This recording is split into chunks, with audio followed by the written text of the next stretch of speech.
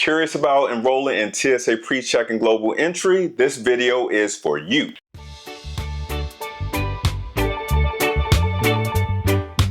Hey fam, I'm Andrea. And I'm Edward.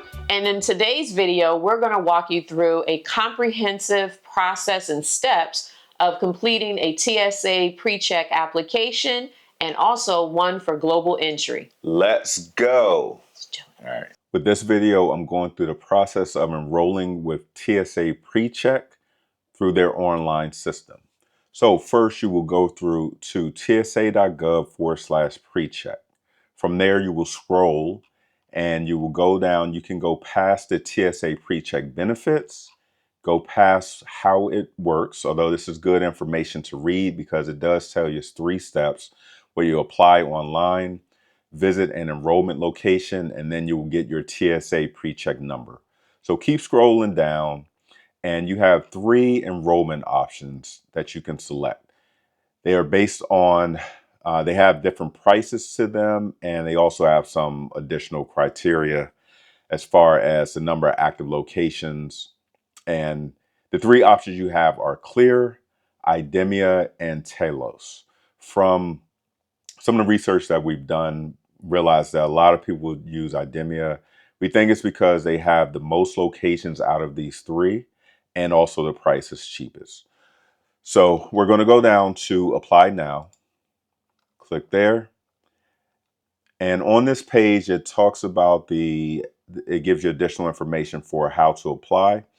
One thing I want to note is if you scroll down, look on this page in this gray area, it mentions that you do not need to get TSA PreCheck if you already have Global Entry or any of these other options here.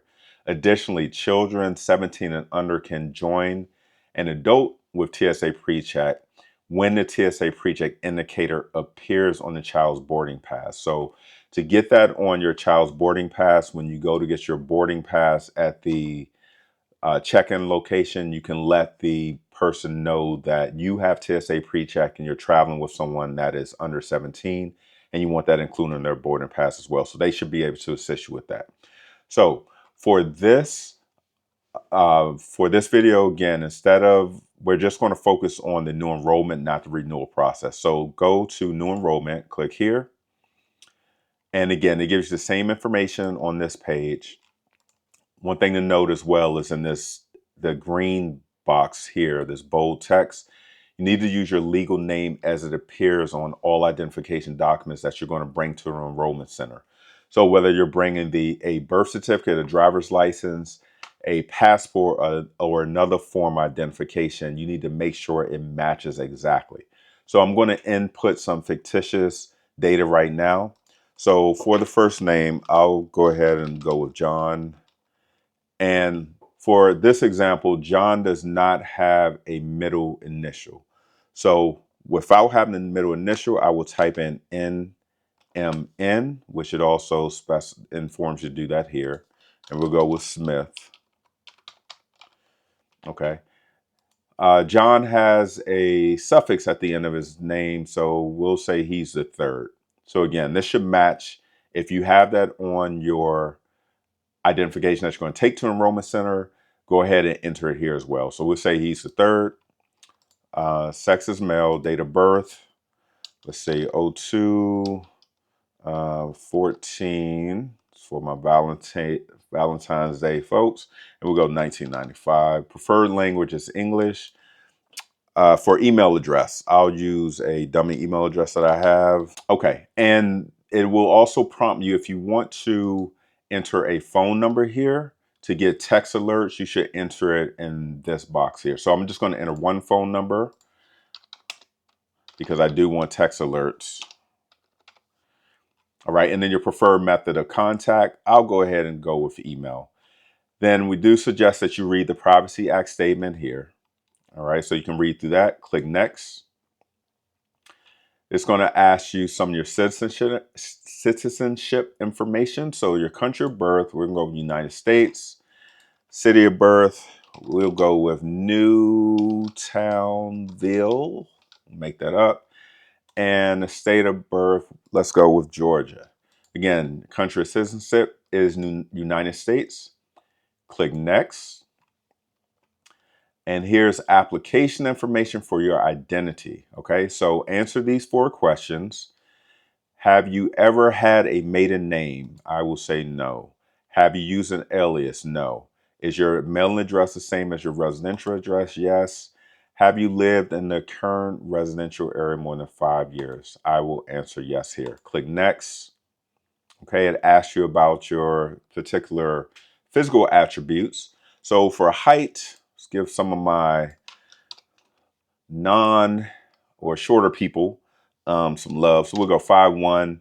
Weight, we'll go for 165 pounds. Has a lot of different options here for hair color. I'm gonna go ahead and go with bald. And the eye color, we'll go with blue. Okay, click next. And this is information regarding your address. So again, United States. Make up an address here, 8967, let's see, Holt Avenue. And the town we'll say is Buckingham. State, let's go with Kansas, and a zip code. Let's make one up and see what it comes with. So we're going to click next here. Now you're going to have 6 questions to answer. Just answer these questions truthfully. Are you a U.S. citizen? Yes. For all the rest of these ones, I'm not going to read through them for this video, but I'm going to select no because I know none of these apply to me. And I click next again.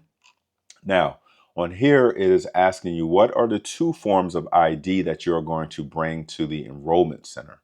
So when you click on this drop down, you have all of these different options that you can bring. So just look at this, and based off of the ones that you have selected from this list. So I'm gonna go with driver's license for the first form, and the second form I'm going to go with I have a passport, so I'm gonna use that. Again, here, enter it exactly as it is shown on those forms of ID. So for my driver's license, or for John's driver's license. So John, he has no middle initial, so I'll leave that blank. Last name is Smith. And again, he was a 3rd, so I'll put this. This side shows up on the driver's license. Let's show for the passport. All right, let's say on this passport he has Roman numerals. Okay, so I then click next. We get this pop-up that says that the names on the photo ID and the citizenship do not match. It shows me this here. Still, I'm going to go ahead and continue because that's how it is on those forms of ID, and I'll just take those to the Enrollment Center, and they'll assist me from there. Okay, so clicking next. All right, so for here, because of the zip code I entered wasn't a real zip code, so I'm going to enter a zip code that I know is accurate. All right, and what the system is going to do, I'll hit search. What the system will do from here is going to give me locations that are relatively close to me. All right, and I will go with this location in, let me just expand my search. I'll go with this one in Gaithersburg. From here, it lists the number of available appointments and the next available appointment. So I'm going to go with this location. I will then scroll and I will click next again. And from here, I can specify the exact date and time that I plan on going to this location for the Enrollment Center. I can also select walk-in. Just know if you do walk-in that anyone that has an appointment during that time, they are going to be seen before you, okay?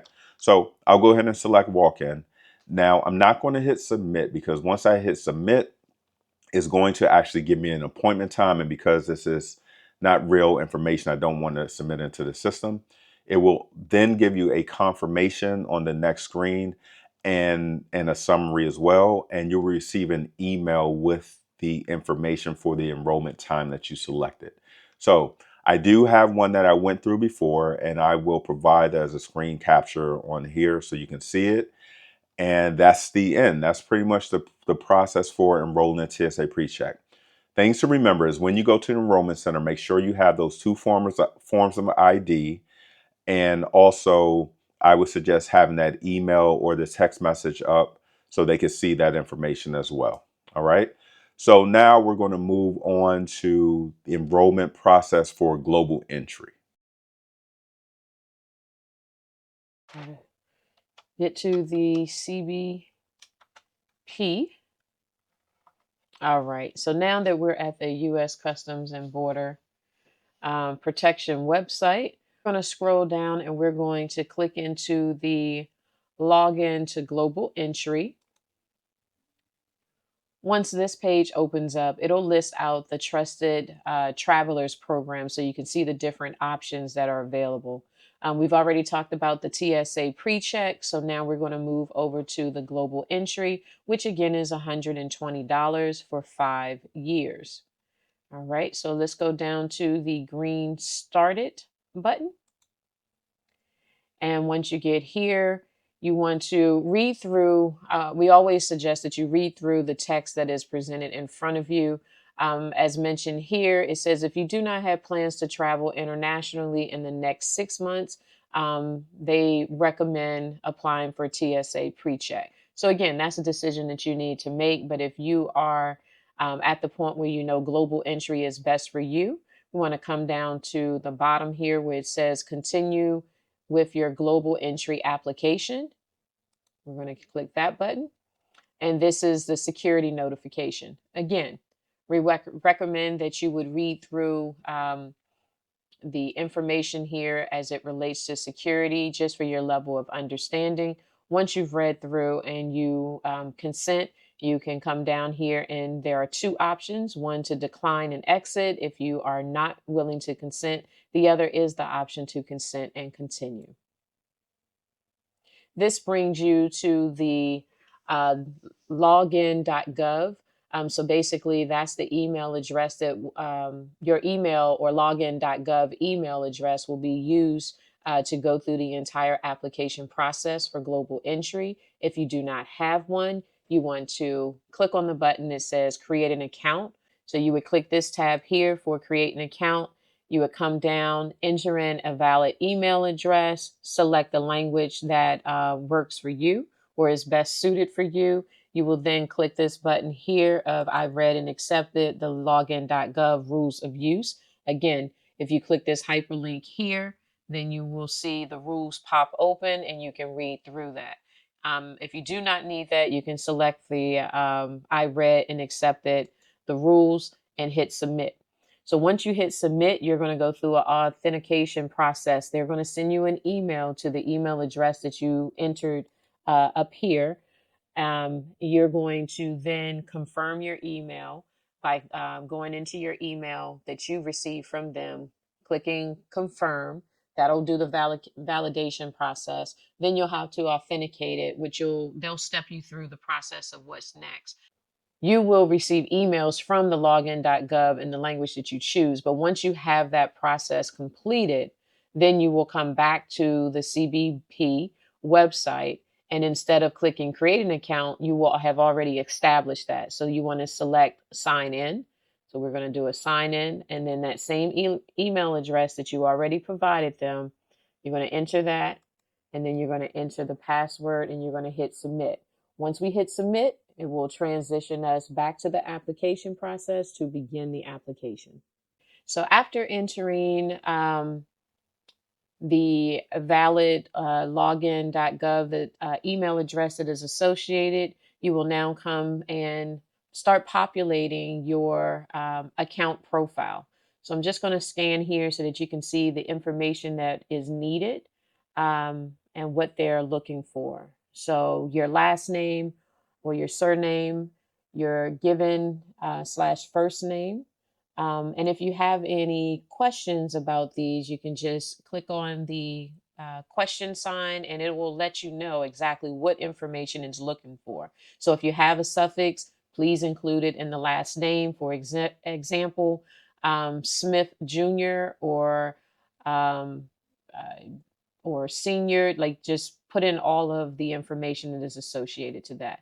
Likewise, for your first name, it says that this field is required to create the account. If you do not have a given name, enter in the letters FNU, which stands for first name unknown. All right. So again, if there's any questions, middle name is not required, as you do not see the red asterisk beside it. Definitely need to enter in your date of birth, and it separates out month, date, year. Then you have the country of birth. Just looking at the options here, scroll down to what is applicable for you.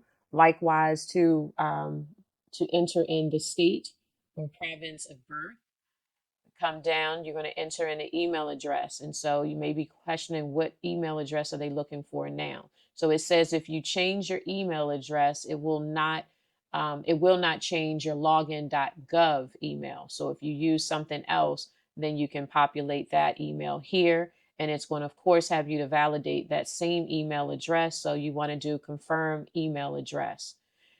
This button here says, do not send me any email. So it says checking this box means you will not receive your application status or updates in a timely manner. And so this may delay the processing of the approval of your application. So be sure that you've read this and know what you're clicking.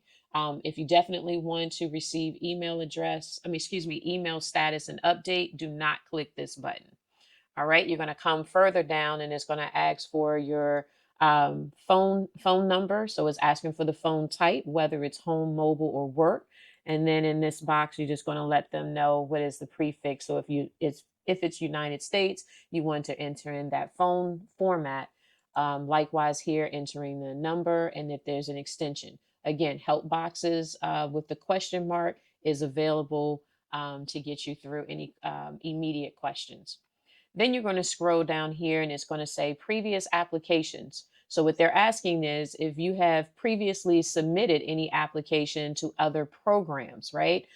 So you want to come here and it says, have you ever applied for Global Entry Nexus or the following? So you want to hit either yes or no. Again, the question mark is here. So please answer yes if you've applied with a paper application in the past. All right. Scroll down a little further. It says, have you ever applied for United States, Mexico FAST, or United States or Canada FAST? Again, yes or no. Question mark here helps you to understand what the question is. So after populating this information, you're going to hit save, and it's going to take you to the next piece of the application. Okay, so now we are at the next steps page, and this pretty much is an outline of the steps that you're taking to move forward through the global entry process. So you will see here underneath account, it says is green for create the login account, which I have done. And then it says fill out the profile, which I have done. So both of those are in green status. Now we're going to move forward to selecting the program. We're going to finish completing the application, pay the fee. And then they're letting you know that after that, you will do the following for the interview, which is attend an in-person or a remote virtual interview, have the interview, wait for your approval, and then activate your membership card. So this is a great little page right here that pretty much outlines the entire process. So with that, I'm going to hit continue. All right, so it says program selection. If you have paid for the application through our old website, GOES, please do not submit a new one through the TTP system. All of the fees are non-refundable and you will be liable for any additional fees. So if you've done that, definitely make sure that you read through this. It has a button here that says click more, which gives additional details. In my case, I have not done so, so I am able to move forward in the process. And it says, are you a citizen of the United States? My answer is yes. We're going to scroll down here where it says available programs. Again, we are moving forward with the application process of global entry. So I'm going to click to my left. We're going to scroll down and it says select a program. Going to select global entry, again, $120. Includes, outlines, and lets you know that it includes the TSA PreCheck. It says, do you plan on flying internationally in the US within the next 6 months? In my case, it's a yes. I'm going to pass by the Nexus program, which is not what I am applying for. Any other options as well. Okay, so once we get down here, I've selected the $120 and I will click next. All right, so program selection, it says acknowledge application requirements. There will be a background check, and that is something that you need to be aware of. It says you may not qualify. Please read the options below to see whether or not it is applicable for you. Again, it just talks about the interview is required. So you're going to make sure that you understand that. And it says, how did you hear about us? So in my case, I heard about it through word of mouth. So we're going to make the selection there. You make the appropriate selection for you. Okay. So you have three options on the bottom. One is to choose a different program, which means it will take you back one page. One is to cancel with the information that you just put in, or one is to move forward with to apply for global entry. So in our case, we will move forward.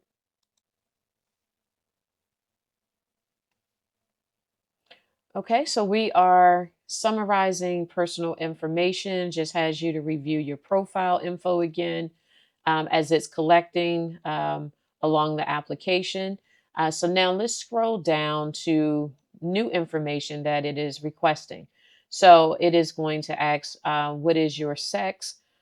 So select the appropriate box for you. It's going to select, it's asking you about your eye color. So you have plenty of options here down to hazel. So make sure that you select the appropriate eye color. It's asking you for your height if you're entering it in English or metrics. In this case, we would be using English. So you would just enter in how many feet, how many inches. So click that. And then it says, have you ever used any other names?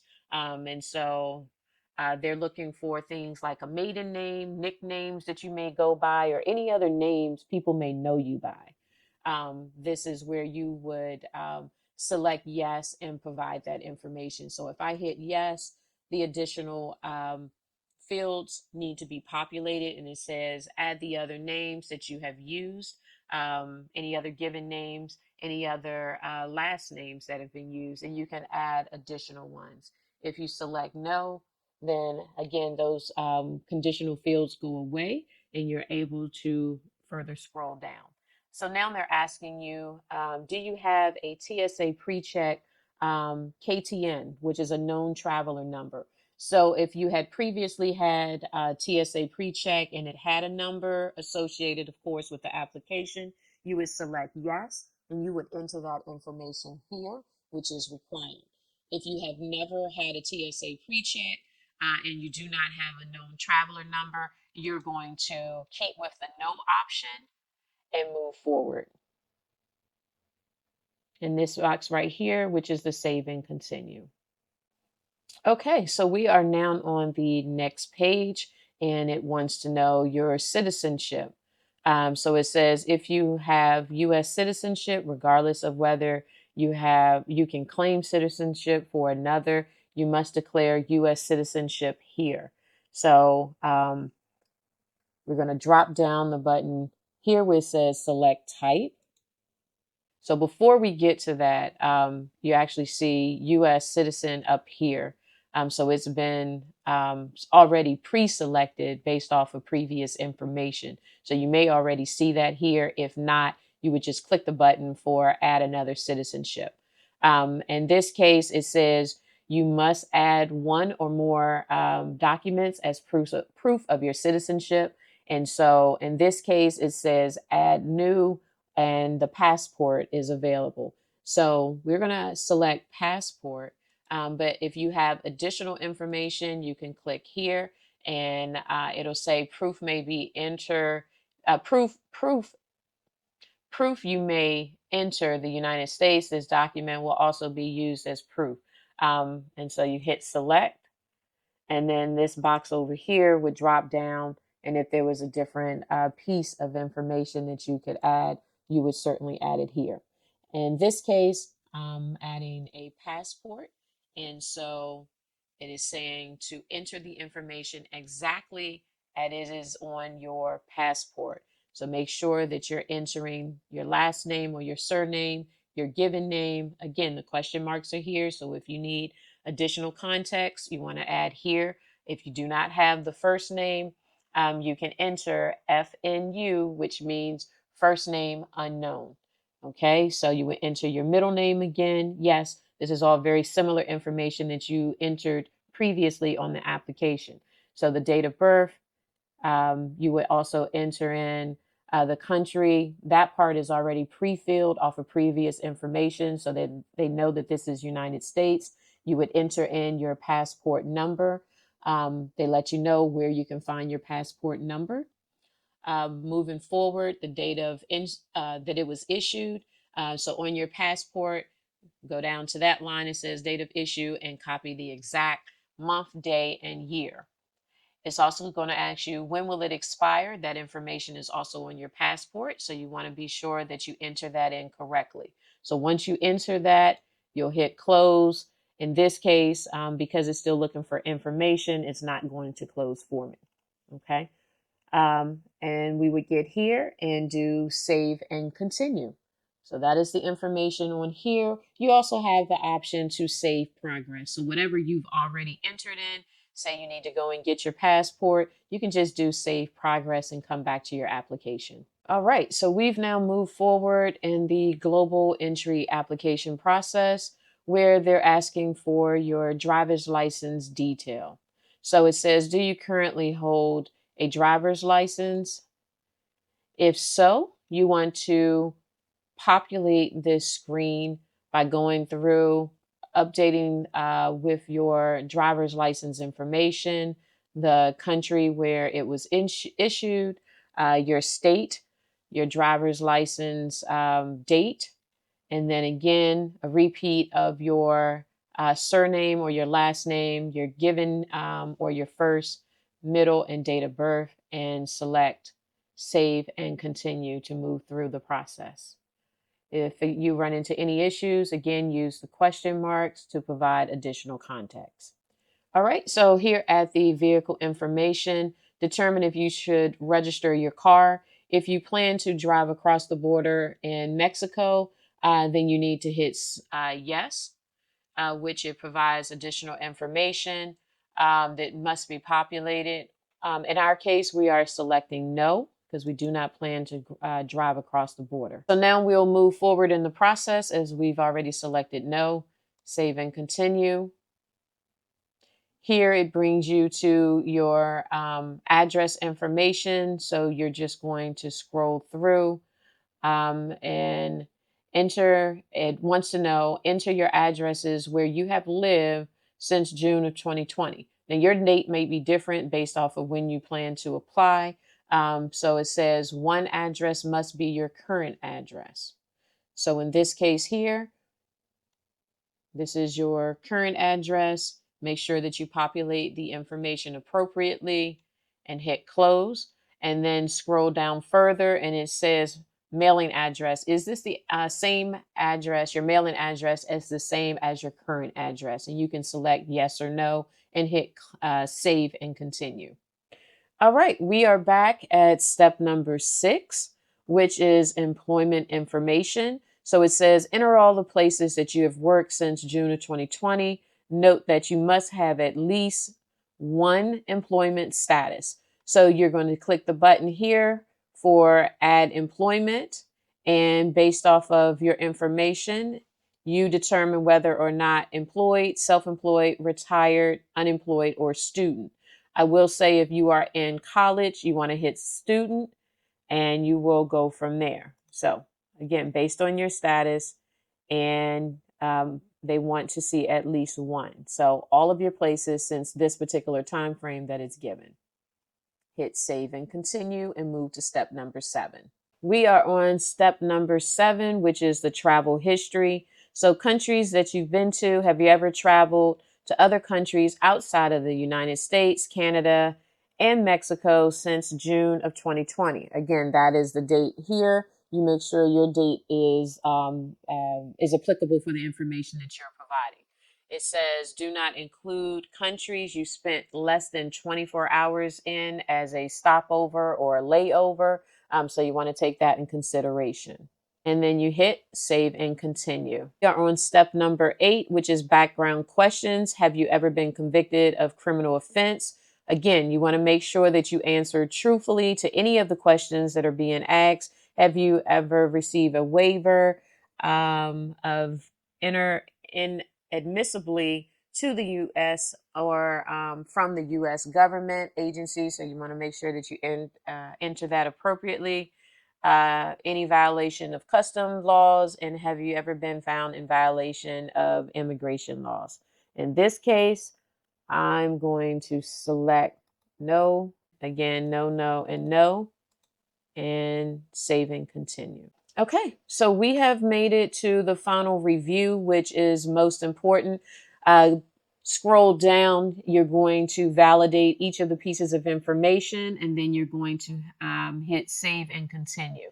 Once you hit save and continue, that will move you through the final process of payment to move forward. We also recommend downloading and printing a copy of your application for if any reason you at least have another way to verify that you've completed it, or if you have to resubmit for any reason, you have the data available to you. After completing the certified and pay, you will receive confirmation email that your application has been accepted. Once you receive a updated status of your application, it will determine whether it's been conditionally approved or if there's some type of other next step. You will then be required to set up your interview process, whether it be at a local airport or virtual. That will be set up. You do your you do your interview process, and then from there, your application status will update again, and it will let you know what your final status is of approved or denied. And from there, that closes your application process. I've just made the $120 payment, and now we're at the screen where it says application is in progress. You'll see that it says initial enrollment and the application steps have been completed.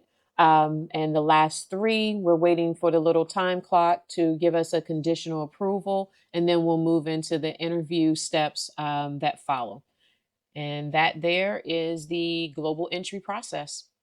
All right, so hopefully you found this video helpful as we've completed both the TSA PreCheck application and global entry. We look forward to you coming back for your next steps in your travel adventures. If you found this video helpful, please make sure that you hit the like button. Don't forget to subscribe so that you can enjoy more videos coming from us. Remember, travel different, travel all in.